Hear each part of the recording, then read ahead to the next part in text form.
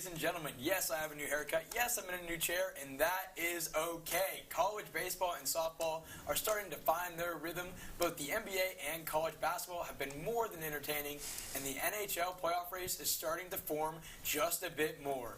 All of this and more coming up on this week's episode of College Crossfire. What are those? Coming back to that 2021 MVP. He's better than Josh Allen. He's better than Baker Mayfield. He's not better than Mahomes. I can't say that. What? You miss a kick, you get kicked. You know, bag of money or whatever, some food inside of them.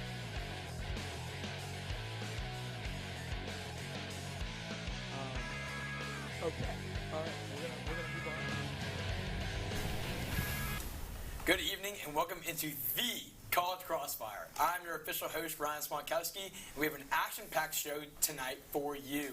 Before meeting our contestants, though, I want to share with you that today's show is brought to you by Cap Metro, Austin's transit system. We connect you to work, school, play, and everywhere else in between. Plan your ride to this weekend's game at capmetro.org. All right, we know what time it is. Let's go ahead now and meet the players of tonight's contest. Introducing first the man on an inferno hot streak who is looking to win 4 in a row and just might be TSTV history on the show, Tommy Yarrish. Tommy, how are we feeling? I'm feeling good. You know, I'm not sure what the official record is for most wins in a row. I know you have 3 in a row, right? So I'm here competing with my guy Joe, trying to break our record, I guess, since we don't have a record book. So going for 4 tonight. There we go. Well, good luck on that 4. Thanks, and man. Moving over to our second contestant of the night, a true legend on the show, looking to reclaim the throne he believes is rightfully his, Joseph Duffey. Joe, how are we feeling? Glad to be back after that choke job I had in the Tournament of Champions. But, yeah, I'm glad to be back in Crossfire with Tommy, of course. Glad to be with him as well, but also my 2-on-4 Sports Show podcast compatriot and TJ Krilowicz. Should be a fun one. Great podcast, by the way. Oh, they have a podcast together. Great podcast, by the way. We should go follow that, by the way. Welcome. Good to have you back on, Joe. And introducing third, a man making his first appearance of the semester, but do not doubt him yet, TJ Krilowicz. TJ, how are we feeling? Feeling great, man. May not be my first appearance of the semester. I went on with David. I mean, I don't know if we count that. Sorry, I was not hosting. I don't know if we count when David was hosting. With me, then. Yeah. First, with me. That's right, I forgot about that. I'm sorry. But welcome back to the show. Really glad you're here. We have a great show planned for tonight. Before we get started, though, let's go over the rules of the game. Just in case you've never tuned in before, there will be 3 rounds, with each round containing 3 questions, and points will be given to who I believe has the best answer in order of 3 points, 2 points, and 1 point. Whoever has the most points at the end of the third round wins and gets to come back for next week's show as well. But we can't forget that the third round, or the final round, or the rapid fire round, whatever you want to call it, is worth double the points. That meaning the best answer will receive 6 points, and so on. New to the game, in case there is a tied score at the end of the final round, I do have a quick bonus question to see who is crowned champion. Also in this rapid fire round, the contestants have not been able to see or prepare for these questions whatsoever, meaning they will have to improvise, overcome, and just hopefully not get caught in the crossfire. Now that the game is explained, let's get to firing. Texas baseball has moved up 1 spot in the rankings from 16th in the nation to 15th. Do you feel that this ranking they currently have now is accurate at this early point in the season? And if yes or no, please explain why. Tommy Yarrish, we will start the night with you. You know, Ryan, I do think it is accurate because they're not moving up a ton and they're not moving down a ton either. They've met expectations, I would say, so far to start this season off, already being one of the top-ranked teams coming into the season in that top 25. They lost that 1 game in that first series of the season, but I don't think you can discredit them too much for that, especially considering how some of the other power players at the top of the standings also dropped 1 or 2 games here or there. But for right now, Jared Thomas is playing fantastic baseball. He looks like one of the better players overall in the country. LeBaron Johnson Jr. looked fantastic on the mound. If he's going and if he can be an ace for Texas this year, that completely changes things for them. And then Peyton Powell and Jalen Flores, both starting off the year really hot at the plate too, both of them with 4 home runs. So far so good for Texas baseball. And like I said, they've met expectations. So I would say right now that ranking moving up 1 spot is appropriate. Yeah, very fair. Have met expectations. Flores has been unbelievable. Believe hit a grand slam last night, if I'm not mistaken, and then another grand Slam a few days ago, pretty wild, and LeBaron Johnson, like you mentioned, could have gone into the draft, decided to stay. So I like that answer a lot to start us off. Joe, let's hear it. Yeah, I think it's appropriate as well. Look at this. At this stage of the season already, it's so early. You expect to have a little bit of leeway with the losses early on in the season. That game earlier against San Diego, where they lost in extra innings, was a very close game. And give San Diego a little bit of credit because they're a very solid team, contrary to what some people may have believed. But overall, like, relating this to what my high school coach used to say, you can't be afraid, to just jump in the water. You can't be, trying to dip your toe in there. Jump in. And I think this lineup has had the problem overall in the start of the season, taking a little bit of time to see what the opponent is going to do before actually responding. If you look in the first 2 innings, most of the ball games, nobody gets on base. There's hardly any walks. There's hardly any singles or doubles. But as they see the opposition is starting to actually respond, they get a little bit more heated in the 6th and 7th innings. You have grand slams, more slugging, and guys actually get on base more frequently. And that's just not going to work, in my opinion, in conference play or for the SEC. And you're going to get a preview of that next week against A&M. So I think it's appropriate. If you're a top 5 team in the NCAA baseball, teams are good through every inning. There's not a lot of dull spots throughout the game, so I think it's appropriate for them so far. They're a young team as well, in the lineup as well. Wow, love that analysis, Joe. Bringing out the high school quotes in there. He ain't playing around tonight, ladies and gentlemen. He's for real tonight. I like that. We brought up a lot about kind of starting off slow, seeing what they're doing, and then adjusting. I agree with you in that down the line that could cause a few issues, so I like that answer a lot, Joe. All right, let's hear it, TJ. All right, well, I think I agree with both of them as well. I think it is pretty accurate for this team right now. If you look at them according to the Big 12 right now, they're second in the Big 12, behind TCU at 5. They're just above Texas Tech at 18 right now. I think that's a big help to the pitching right now. Their ERA right now is at 1.82. It definitely helps to get those 3 consecutive shutouts against Cal Poly over the weekend. LeBaron Johnson Jr. is looking really sharp right now.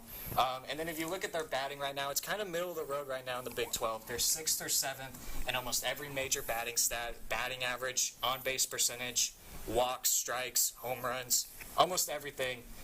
So I'm gonna say that right now they're definitely not a powerhouse team right now. I think Dylan Porter right now, our 3-hitter right now, has been struggling just a little bit. I think he will pick that up once we get to the conference play. The batting will get a little bit better, and I think that right now they're not a powerhouse, but they are a top 15 team right now. Very fair. I think it's safe to say that the Longhorns, are not a powerhouse at this point in the season. It's early; it can change. But looking at the pitching, looking at the hitting, like you mentioned, the stats, really like how you brought those to play in this question. Okay, giving out points for question number 1 of the night. Joe, you're getting the 3. Love the high school analogy. You know me, I'm big into the high school sports, the nitty-gritty. I love it. Great start to the night for you. With the 2, tough one here. I'm going to give it to TJ, though. Like the stats you brought up with the batting. And with the 1, Tommy. Don't give me that look. Don't give me that. I didn't say anything. This is already rigged. Nobody wants to see me win anymore, so this is already rigged. But I like the statistical use by both of them. Just slightly more. You're starting off with the 1. Oh, come on. I see how it is. All right. Moving over to our second question, but sticking within the diamond. Texas softball is ranked 2nd in the entire nation and has only lost 1 game out of 13 so far. It might be 14 now, actually. But what has been their key to success, and do you think they can keep this level of play moving forward, getting into some tougher competition down the road? Joe, we will go with you. Yeah, this is basically like the very antithesis of what I was saying with Texas baseball's struggles for me. This team can hit you in literally every single part of the game, whether it be pitching, whether it be scoring in different innings. They've scored literally in the 1st all the way to 9th. They can do it all. In 5 of their 12 wins so far, they've scored 10-plus runs. And in 5 of their 13 games, I believe they've had shutouts. And so with that being said, they can beat you in any type of way. Being that Mike White has balanced this team so well, he's built them so well to hit you well with home runs. So far, they've done that so well this past week. But overall, this team, they look unbeatable when you do the little things right and not focus just so much on trying to hit long balls so much, but also getting the walks, getting the doubles, and then also just getting on base at any means necessary. You're hard to stop no matter who it is. Yeah, absolutely. I like you brought in the little things right. That's key. And then the balance. I mean, this team is very well balanced. It seems that way early on. And like you said, they not only hit the long ball, but they're hitting it short. The pitching is doing great. That's why they're ranked 2nd in the nation. So I like that answer a lot. All right, TJ, let's hear it. Yeah, I want to start this off with saying that, first of all, Texas is batting over 400 right now. Absolutely insane. And then if you look at their on-base percentage right now, they're at .478. They're almost most getting on base once every 2 batters. Wow. I mean, if you have you can have Shohei Ohtani, Ronald Acuna Jr., Corey Seager, Jordan Albert, whoever you want to think about on that other team, you're cooked. You're cooked. You're not beating a team that's getting on base once every 2 batters. They're complete 1 through 9 in that batting order. And also the pitching right now. The ERA at .95 right now. Less than 1 run per game given up from them right now. Huge help. It's also huge to have more than just 1 or 2 good starting pitchers, which is what they have. They also have a complete rotation. That's going to be huge when you have those 3-game series against Oklahoma, and also in the playoffs when it's a best-of-3 series as well. So, I mean, right now they're definitely going to stick at that top 5 position. The offense might have cool spots. It's a long season. That's what happens in softball. But that pitching, I think it stays there. They're definitely going to stay in the top 5, I think. Yeah, absolutely. Pitching, like you mentioned, rotation is phenomenal. Top 5 starters, phenomenal. Pitching just all around has been just so good for them at the early start of the season. The metaphor was a little ambitious there. I gotta mention it real quick. A little bit different sports, but I do get where you're going for. You're coming out swinging. Who gets it? You get it? I get it. You get it? All right. Yeah. All right. But I like it a lot. All right, Tommy, round us out. Yeah, I don't know if I'd put Texas softball up against Ohtani Acuna and them, but anyways, look, softball the last couple of years for Texas has basically been, how close can we get to Oklahoma? Because Oklahoma's just a powerhouse. They're rolling past everybody. And the answer the past 2 years has been not even close, nowhere near them. Well, this year it seems like Mike White wants that to be different, and his approach for that was going and getting one of the best recruiting classes that he's ever gotten in his tenure at Texas. You add that in with the veterans that they've got. Reese Atwood, the sophomore, out to a fantastic start. She looks like one of the better, if not the best softball player in the country. Mia Scott was already one of the best players in the country coming into this season. And then you add those freshmen this year who have been playing so well for them. Tegan Kavan, 6-0 in the circle as a freshman at Texas, and they had a gauntlet of a schedule to open things out. They come, their only loss goes to Stanford, who has one of, if not the best pitcher in college softball right now in Najee Kennedy, and that's an excusable loss, losing by 1 at home to them. It's just a fantastic start to the season for Texas softball. But the question will always remain, can they topple Patty Gasso in Oklahoma? And that's left to be answered. But right now, they look to be well-positioned to do that. Yeah, absolutely. They do look well-positioned to do that. It's going to be hard to do. Oklahoma these past 5, 6, whatever many years, it's been unbelievable. But the key word I was looking there was Atwood. I finally heard it. Reese Atwood has been balling out this year. Other rookies around. Great recruiting all around. Really like that answer from you, Tommy, for that second question. Okay, giving out points. Tommy, you're getting the 3 there. Really rounded answer with 2. I'm going to give it to Joe there in the middle. And with the 1, TJ for that one. I like it. I don't know about reasonable. This is what the show's about. I like it. We're going up against MLB pitchers. I'm saying Texas outscores them. That's what I was saying. I'm all for the metaphors. This is what it's about. All right. Moving over to our final question of this block. The NBA Western Conference seems to be packed of teams that can compete this year. In your personal opinion, who is the best team in the Western Conference, and why do you think so? TJ, we're going to start with you on the end. Well, I don't know how this team really will fare up in the playoffs since they haven't been there in a while, but they have the stats to back them up right now, and that's the Oklahoma City Thunder. They are right now the best offensive team in the West. They have the most points per game scored in the West. They also have the biggest point differential in the West at 8.3 points per game, or at 8.3 points. SGA has been playing like an MVP. Some people have him in his top 3. He was an all-star starter. And Jalen Williams and Chet Holmgren also, despite their young age, have found ways to be consistent day in and day out for the squad. I just really like this team. I wouldn't sleep on them. They just beat the Clippers by 22, I believe, last week. And also a big, really important stat for teams going in the playoffs is how you fare up against teams over 500. And right now, the Thunder tied with Minnesota with the best record against 500 teams and above in the West right now. So, I don't know. I don't want to sleep on them right now. There you go. Well, they are younger and inexperienced, but like you said, they are experienced this season, beating teams over 500 consistently. SGA is, in my opinion, might be an MVP. Chet Holmgren's finally healthy. He's getting on the roll. Really like the answer to start off the third question there. All right, Tommy, let's go to you. I love Oklahoma City, too, but I think when we talk about the playoffs, especially in the NBA, that inexperience is going to come and bite you back in a 7-game series. So for that reason, I'm going with the polar opposite. And I know it's hard to go back-to-back, but I really like the Denver Nuggets. I mean, Nikola Jokic, every single night, is basically guaranteeing you a triple-double, or he's knocking on the door of it. And you pair him with Jamal Murray, that's one of, if not, I would say it is the best duo in the NBA right now. It's going to be tough to beat them in a 7-game series, and you add in solid pieces like Aaron Gordon and Michael Porter Jr. Again, very hard to go back-to-back in the NBA, but the way that Mike Malone has run this team in Denver is extremely impressive, and I can't really see anybody who's going to stop him. Yeah, I can totally see that as well. Jokic is just a walking triple-double, like you said. Got some good pieces around him with Gordon. Jamal Murray's, in my opinion, a very underrated basketball player. So I can absolutely see Denver making a push to go back-to-back. I like that answer a lot. All right, Joe, round us off. Yeah, I like both those answers. OKC, the downside, again, would be playoff experience. And then with Denver, like Tommy said, it's very hard to go back-to-back. So that's why I'm going to pick the Minnesota Timberwolves. I know that's crazy because they're not used to having, a lot of playoff success. But they've been number one in the NBA for quite a while now, and at least, well, not in the NBA, but in the West at least for the majority of the season. Anthony Edwards, Karl Anthony Towns have been playing very well so far for this team. Chris Finch has built a very well-rounded defensive team. Nobody expected this team to be as great defensively when he first came, but as they've added Rudy Gobert, who's going for now his 4th DPOY, he's actually the betting favorite right now for his 4th DPOY. You can argue all you want about how effective he is, but the stats don't lie. He's probably going to make a Hall of Fame one day.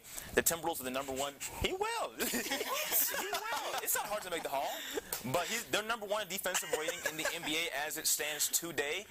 They're very hard to beat at home as well. They're very consistent on the road. I think this team can be very hard to beat in the Minnesota sports market that has been starving for a team to root for that has been at the top of their league. The Twins just got bounced after finally winning their first playoff series and against Toronto Blue Jays a few months ago. So I think the Timberwolves can be a very good threat in the West. I think they're the best team in the West as well. I don't know about the Blue Jays. I think it's the Raptors, but yes, not the Toronto Blue Jays. But I got your point still. You said Toronto Blue Jays at the end. Yeah, the Twins got their first playoff series win. Oh, I see. I'm sorry. I was laughing slightly at Tommy laughing about making the Hall. And regardless, I do like that answer a lot, though. I think Karl Anthony Towns, Anthony Edwards, Rudy Gobert, that is a very tall team to play against, especially in the playoffs, in the paint. That's where I believe you win games. So we'll see how it goes. I like that answer a lot, too. And 3 different answers from you guys. Wasn't expecting that, but I like them. Okay. With the 3, I'm giving it to you down there, TJ. I do worry a little bit about the Thunder's youth, but at the same time, they have a lot of explosiveness. They are young, which means they're fresh still. I like them a lot. We'll see how far they go. With the 2, close one here, I'm going to give it to Tommy. I do like the experience of the Denver Nuggets. It is hard to go back-to-back, but Jokic, I'm never going to doubt Jokic. It's like I'm never going to doubt Mahomes anymore. I'm not going to doubt Jokic. Walking triple-double. Joe, I'm going to give you the 1. I do like the Timberwolves. It does worry me, though, that they don't have a lot of playoff experience. Nobody that's really been there before in the finals, per se. So that's why I'm going to give you the 1 there. Okay, that'll wrap things up for tonight's first round. Don't go anywhere. College Crossfire. We'll be right back.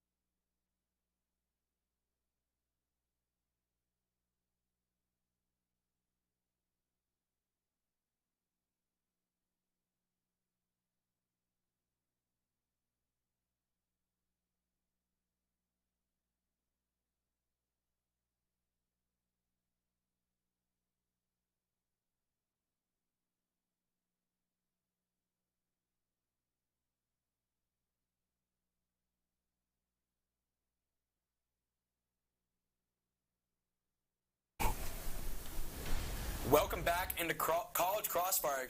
We have a quick scoring update. And would you believe that? Everybody's tied at 6. I don't think I've had that all year. Tommy at 6, Joe at 6, and TJ at 6 entering the second round. The scriptwriters. How is it scripted? We're all tied. Let's now shift gears over to some different sports topics.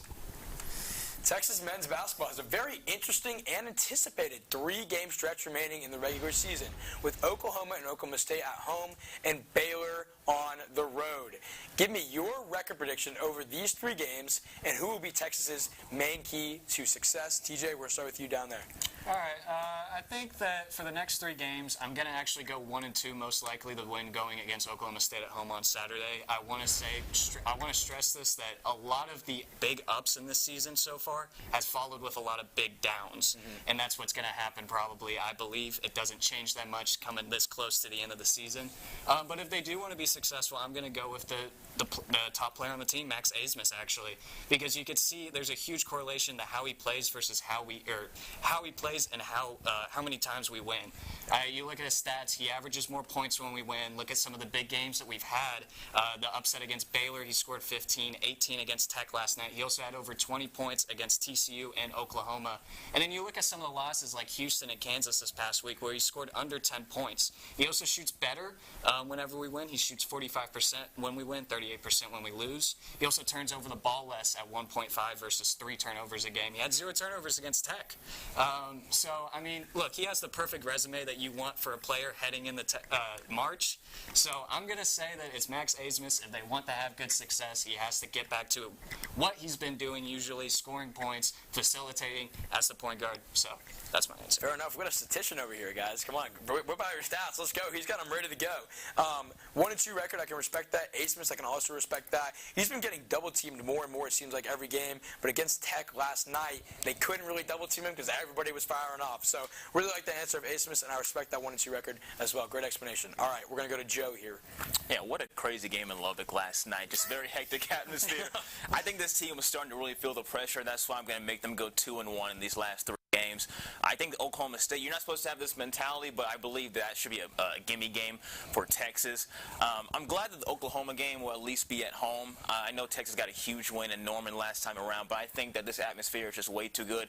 And being that it's the last game of the season, also the last home game of the season, it should be a good win for the Texas Longhorns, but I'm just not hopeful about this Waco game against Baylor. Texas has lost 7 straight games in Waco against the Baylor Bears. It's not fared well. And I know that Texas now is playing in a new arena now, facing against Baylor now that they've downsized their arena capacity, so it's not going to be nearly as loud as it has been historically. But overall, it's just hard to win in that environment against a very solid Baylor team. They're once again a top 3 team in the Big 12, the best conference in America, and I just don't think they can get that win in Waco. So I think 2-1 is the most reasonable in my opinion. This team is feeling the pressure, and I think they can end the season on a high note against Oklahoma. Very fair. Can you give me one quick impact player or most important player for Texas? I would say Dylan DeSue still. Dylan DeSue? He had a great game last night again. Gotcha. Fair enough. Like the call of DeSue there. Like the 2-1 call as well. But, I actually did not know we were 0-7, or excuse me, Texas 0-7 at Waco in the past 7 games. Didn't know that one. Really like that stat. And we'll see. It's a very tough environment. The stadium got smaller, but in some ways it actually got louder because that means more noise circling around. So we'll see, but I like that answer a lot. All right, Tommy, let's hear it. Well, hey, Texas had lost 7 of the last 8 in Lubbock against Texas Tech until last night. Oh. So, listen, I don't mean to pick you apart for that, Joe, but another point that he made was Oklahoma State is a gimme game. I kind of agree, but at the same time, this is the Big 12. Anything can happen, and the Cowboys are in last place in the Big 12. They have nothing to lose, and those are the most dangerous kinds of teams. They went down to the wire with Oklahoma in the last ever Bedlam. I know that's a completely different emotional type game, but nonetheless, they're on an emotional low right now, so that should be a game where Texas wins. I'm going to agree. I think they go 2-1 down this stretch. The impact player for the Longhorns is going to be Tyrese Hunter, and here's why. This team is going to be able to go as far as Tyrese Hunter takes them. You're going to get your numbers from Dylan DeSue every night. You're more than likely now going to get your numbers from Max Abmas every night. He had the worst 3-game stretch of his entire collegiate career until Lubbock, and he still didn't shoot the ball great against Texas Tech, but he got you 18 points. If he continues to do that, which I believe he will, this is going to be a solid enough team to get you into the tournament. But Tyrese Hunter is that X factor. If he's giving you double digits, playing solid defense, and the other team's best player, this is a Texas team that could really shock some teams and maybe make it 2 3 rounds deep in the tournament just because he has that talent level. But his inconsistency this season has been jarring, and it's held Texas back. Yeah, I like how you mentioned Ace was this really bad 3-game stretch. Not bad per se, but bad to his standards. I like how you mentioned the emotional aspect of Oklahoma State, but still giving them the win as well. And I really liked how you mentioned Tyrese Hunter. Obviously not the main star of the Texas Longhorn team, but a guy that they will need to rely on down the stretch as well. So really like that answer from you at the end. Okay, assessing points here. Tommy, you're getting the 3. Tyrese Hunter to me, absolute key. Yes, Asmus and Nasu are the 2 best players, so they are main keys. But if this team wants to actually do something and continue to succeed, it's got to come from Tyrese Hunter or somebody else outside of those 2. With the 2, I'm going to give to Joe, purely based off, I believe Texas is going to go 2-1. I think Oklahoma State should be somewhat of an easy game, and I believe Texas is going to beat OU well in the last game of the season. With the 1, TJ, I like the stats a lot, but I do believe they're going to go 2-1, and that's why I gave you the 1 there. Okay, next question. Looking at the NHL, there seems to be a lot of teams this season that can make a realistic run for the Stanley Cup. In your opinion, who is your favorite team to make that championship run this year, and why? And I know, NHL on this show, what are we doing? We're getting crazy. We're getting crazy out here. Are you fucking kidding? That was good, Joe. Joe, we're starting with you. We're starting with you, Joe. No bias, I'm going to go with the Dallas Stars. Going to get their first Stanley Cup since 1999.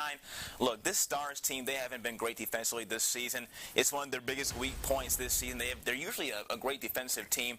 So what does this team do? They go out and get Chris Tanev from the Calgary Flames just today, a few hours ago. And it's supposed to be able to bolster this defensive effort, which has struggled for the first time in a few years, which is usually one of the Stars' best strong points. So overall, I think the goalkeeping will get better. The Stars are a playoff team, typically, especially the past 5 years. They typically heat up in the last month of action, and they can usually make a round 2 playoff run. But we'll see how it goes. I think how this team can finally have what it takes with Pete DeBoer's staff. They can finally go all the way. Jake Ottinger, he's been banged up a lot this season, and a lot of the goalkeeping has been a little bit spotty.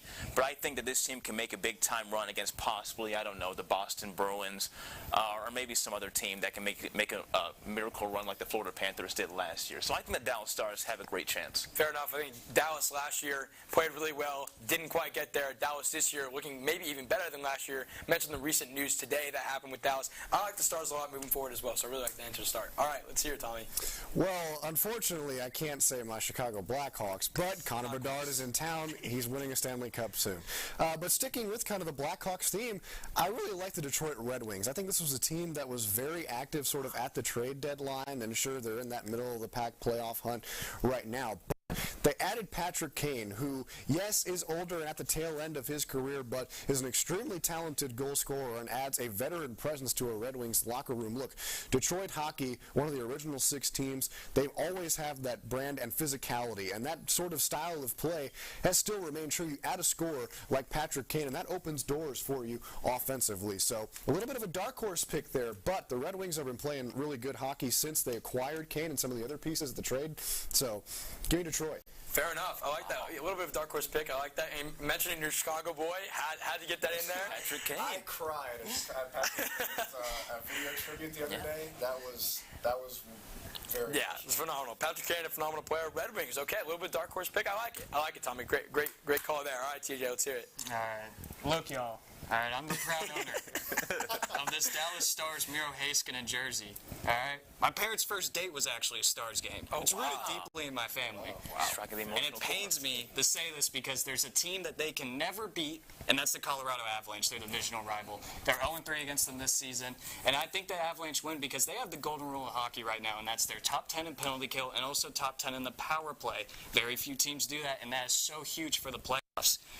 Also, I mean, their top line right now, Nathan McKinnon, Miro Rantanen, Valerie Nichushkin, all really great players. Nathan McKinnon right now, Hart Trophy frontrunner right now, a.k.a. MVP. Yep.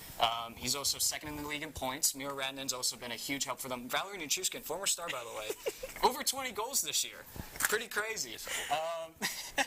So, anyways, I also want to say Cal McCarr on their defensive side. Look, he's been one of the top defensive players for the last few years now. He won the Stanley Cup MVP with the Colorado Avalanche just 2 years ago, shows that they also have the experience because they've been there before. Just won it 2 years ago with a very similar roster. The only problem with them right now is goaltending, and that's still really good. It's not even bad. Yep. But you look at some of the past instances, 2020 Stars with Anton Hudobin, 2023 with Sergei Bobrovsky with the Panthers. You don't really need a top-end goaltender to make the playoffs now, make it far in the playoffs. I mean, Colorado, I think they're the best team out of the West right now, and I think they win the Stanley Cup Finals. Yes. No, I'm kidding. The words were taken right out of my mouth from that. Look at this. These two are saying give him the 3. All right, I'll just keep it on. He's just getting the 3. Yeah. But, I mean, he had great explanations, though, not just because you named 200 players, which I didn't even know of. But the 2 Ps, that you got the penalties and you got the power play. Those are the 2 most important things, especially coming into the playoffs. McKinnon's been on, McKinnon, is that how you pronounce it? On absolutely another level this season. I believe he's scored in almost every home game they've had or something crazy like that. You're getting the 3 there. With the 2, I've got to go with the Dallas Stars. I feel like they could really make a run of it again this year. With the 1, Tommy, I love your boy Patrick Kane. With the Red Wings, I don't believe we'll get that far, but we will see. We'll see. Okay, last question of the second round. The NFL free agency season is near, but reports have already come out that no franchise tags are expected to be put on running backs such as Saquon Barkley, Josh Jacobs, Derrick Henry, Tony Pollard, and others. If none of the major running backs re-sign with their current teams, pick one of these guys and give me a team you can see them realistically signing with. Tommy, we're going to start with you. I think this is pretty realistic, and I think it would be a lot of fun, not just because you're a huge Texans fan, but give me Saquon Barkley of the Texans. Look, D'Amico Ryans this year somehow, some way, paved the Texans into being one of the best offensive teams in the NFL. So talking about college football. In the NFL, a lot of that is credit to C.J. Stroud, but you look at the weapons around Stroud, and you can say you need to do a lot better in that department. Sure, Damian Pierce had a great year toting the rock for the Texans, but you add Saquon Barkley into a running room. Yes, that does take away from Pierce's touches, but it gives you one of, if not the best, 1-2 punch at the running back position in the NFL. There's so many different ways you can use the 2 of them in 2 back sets. You can use the tight end well with Dalton Schultz if he ends up staying with the Texans as well. You've got Nico Collins coming off a career year at wide receiver, and if they add maybe another through free agency or the draft, you're looking at one of the best offenses in the NFL immediately with Saquon Barkley joining the fold. Yeah, I obviously like that call. I'm not going to bring my Texans bias into this, but I think his odds, if you're a betting man or woman, is the best to go to Houston if he's not to re-sign with the Giants. So, yes, I think he makes that Texans offense much more explosive. Kind of another 1-2 punch. I believe Singletary would be that second back instead of Pierce because he got more of the workload this year. But that's okay. But I can absolutely see Saquon Barkley signing with Houston. I think it'd be a major splash for them, so I really like that call. All right, TJ, it's going to you. Well, I'm actually going to stay with Saquon Barkley. I know there is a lot of rumors with him going to Houston right now, but I think he might stay in the division with the Philadelphia Eagles. Wow. I kind of wanted to say the Cowboys a little bit, but they don't really make those big money moves in free agency. They'll probably just re-sign Tony Pollard. We all know that. But, I mean, the Eagles, they've been historically pretty aggressive in the free agency market. Wow. And this deal, I think, benefits both sides really well. I think, first of all, for the Eagles, you saw their major offensive collapse late in the season. That I think defenses started to figure out that the Eagles can't solely rely on Jalen Hurts for their offense now. He has a couple problems, like his turnover issues. And then also, if you look at Saquon, he's been playing with bums at the offensive line almost his entire career, all right? Even with Jason Kelce retiring, there's still a top-end offensive line at Philadelphia. They also have a top 10 wide receiver core with Devontae Smith and A.J. Brown. I think if you add Saquon to that, they've been missing a solid running back one for a couple years now.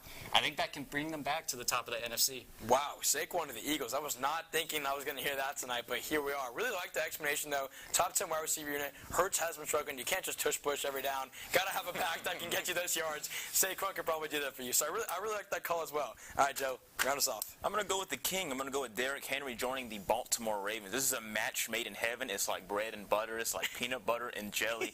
He fits perfectly with this entire run offense. A run offense that they decided to ditch all of a sudden in the playoffs for some reason against the Kansas City Chiefs. For whatever reason, I still don't know. But when you have a guy like Derrick Henry, it will force you to run the ball. 6'3", 250 pounds, hardly stoppable. And in this offense, he can run inside the 50s from hash to hash instead of just relying on Gus Edwards to get the ball in the red zone. He can hit you in every single spot possible. He's also been serviceable in the backfield as a receiving back in his best 2 seasons, coming back-to-back seasons now with the Titans. And as he's leaving this team and going to a team that's been primarily run first, you've seen how well it can work with guys like Keaton Mitchell and how they can be explosive when they're not just red zone threats, but also J.K. Dobbins, who's been hurt the past few seasons. I think they can finally move on from him eventually.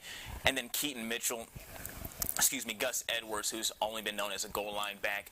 I think that you need a guy like Derrick Henry who can be serviceable from all parts of the field and not just inside the 20s. So Derrick Henry would be perfect for this team. He'll force them to run the ball more, and with him and Lamar Jackson in the same backfield, that is going to be money. Absolutely, and I like that little bread and butter, little peanut butter jelly. I like that. Yeah, Ravens running backs seem to drop like flies nowadays every single season. Yeah, they are a little cursed, but Derrick Henry, I feel like, would add a nice little punch to that, and he wouldn't be getting as many carries because, as we know, Lamar loves to keep that ball and run it in for himself. So I do like that move as well. Let's see if they end up doing that, because I can see that happening for sure. Okay, giving out points for the final question. Joe, you're getting the 3. Derrick Henry to me makes way too much sense. It might be, he's getting a little old, X and X. To me, I think that's the perfect spot for him. With 2, close one here. I'm going to give it to Tommy, though. I do think Saquon of the Texans makes a little bit more sense than Saquon of the Eagles. And with the 1, I'm going to give it to TJ. I like your explanation, TJ. A little bit far stretched for me, though, but I did like it, though. Okay, Grant is all around by our contestants. We've got rapid fire coming up next, along with a score update. Stay with us. You won't want to miss it.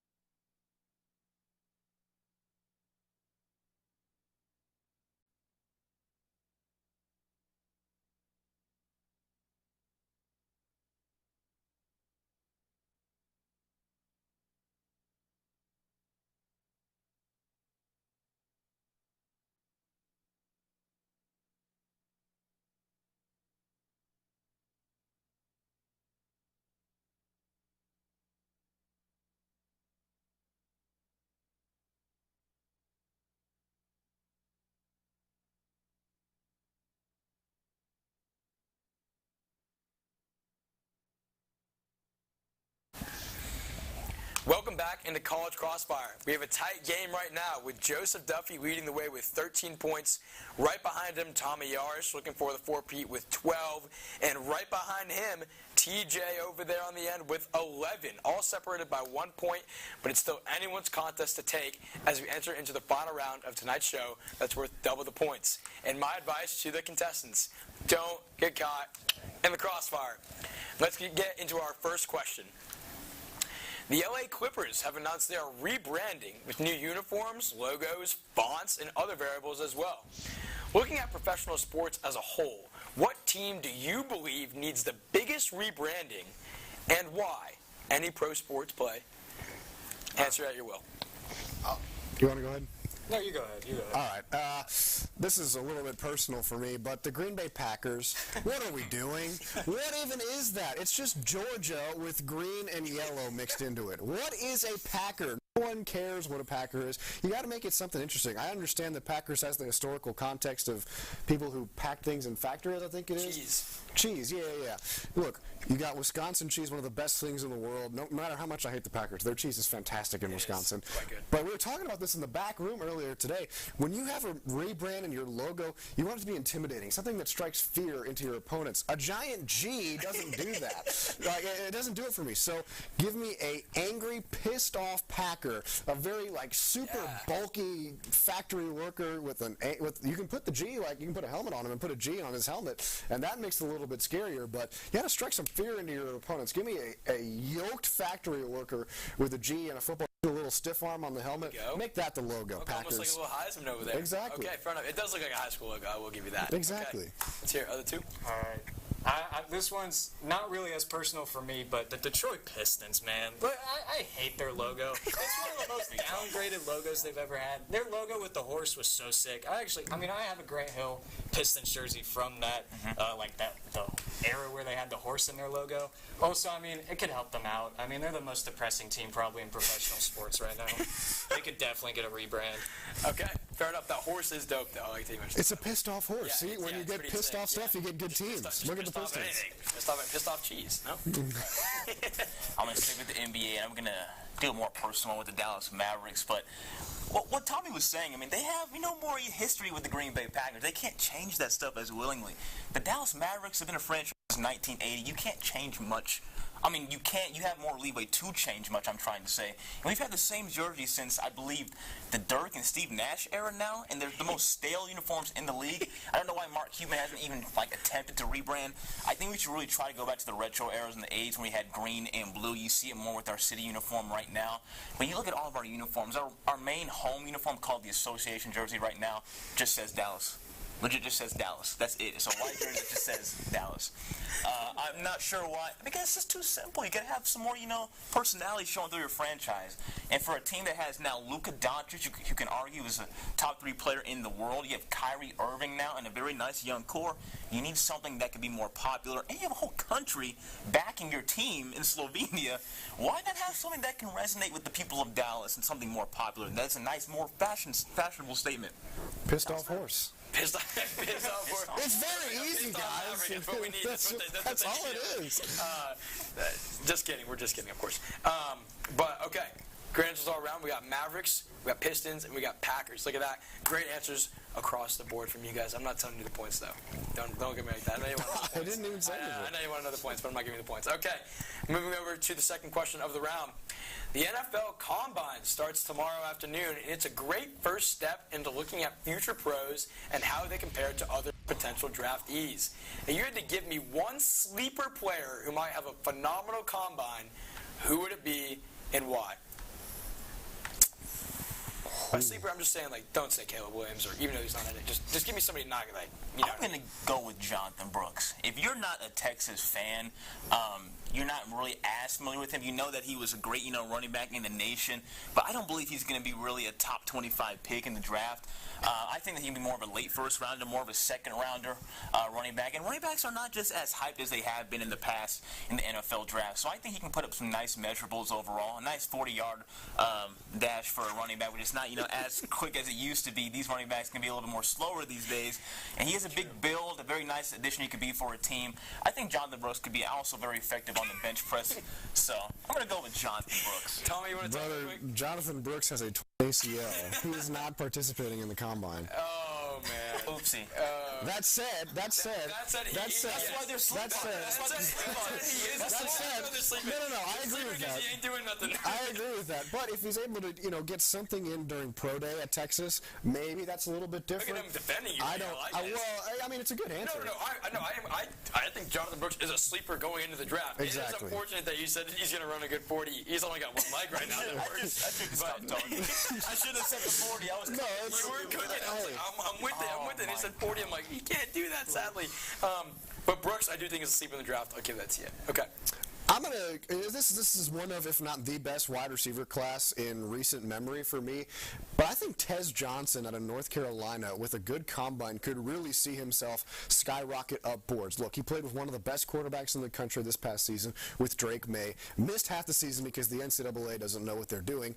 And, doesn't have a lot of college football experience. And that's why you might see him slide down some draft boards. But the production for him has always been there. He's got the size. If he measures well, if he runs the 40 well, this could be a guy who sneaks up draft boards, and maybe there's always 1 or 2 picks every year where it comes in the second or third round, and you're wondering, why is a team reaching like that? Reminds me of Jahmyr Gibbs last year with the Lions.